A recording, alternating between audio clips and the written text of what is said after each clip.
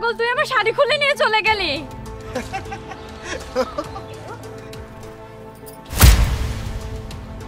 এই, আপনার কি লজ্জা করে না? আমি রাস্তায় এভাবে দাঁড়িয়ে আছি আর আপনি কিছু না করে এভাবে হাসছেন। না না ম্যাম, আমি আর হাসছি না, দুঃখিত এভাবে হাসার জন্য। আচ্ছা, আপনি কোথায় যাচ্ছেন? আমি ইন্টারভিউ দিতে যাচ্ছিলাম, এই জন্য আমি একটা বিশেষ শাড়ি কিনেছিলাম, কারণ আমি যদি শাড়ি পরে ইন্টারভিউ দিতে যাই সেটা খুব ভালো দেখায়।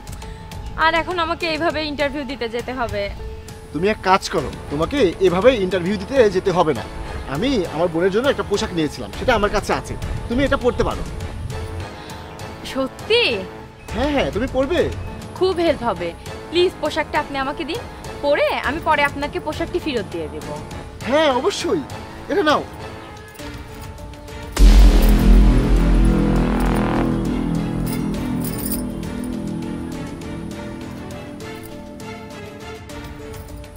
স্যার, আপনাকে অনেক ধন্যবাদ।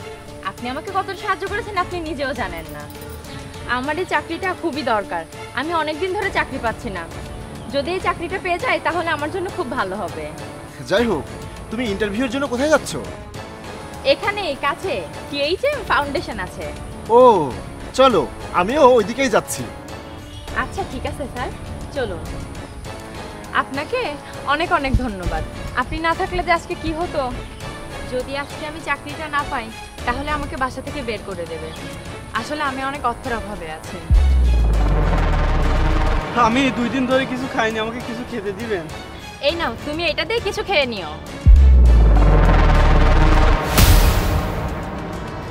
আরে, তুমি এমন গরমে রাস্তায় খালি পায়ে হাঁটছো, তোমার পা পুড়ে যাচ্ছে না?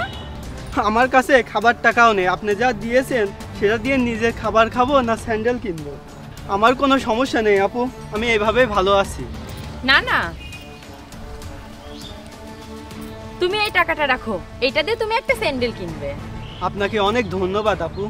আর শোনো, কোনো একটা কাজ করো, সারা জীবন কি এভাবে ভিক্ষা করে কাটাবে? ঠিক আছে আপু। তুমি তো অনেক দয়ালু, তুমি বলছিলে তোমার নাকি টাকার অভাব, আর এতগুলো টাকা তুমি এই ভিখারি ছেলেকে দিয়ে দিলে। সমস্যা নেই, আল্লাহ ব্যবস্থা করে দেবে, আর চাকরিটা পেলেই সব হয়ে যাবে। আরে তুমি অন্ধ, দেখতে পাও না সামনে থেকে একটা লোক আসছে আর তুমি ধাক্কা দাও? না না স্যার, সরি, খেয়াল করিনি, কথা বলতে বলতে যাচ্ছিলাম তো তাই এমন হয়েছে। যত সব। আচ্ছা বাদ দাও, চলো।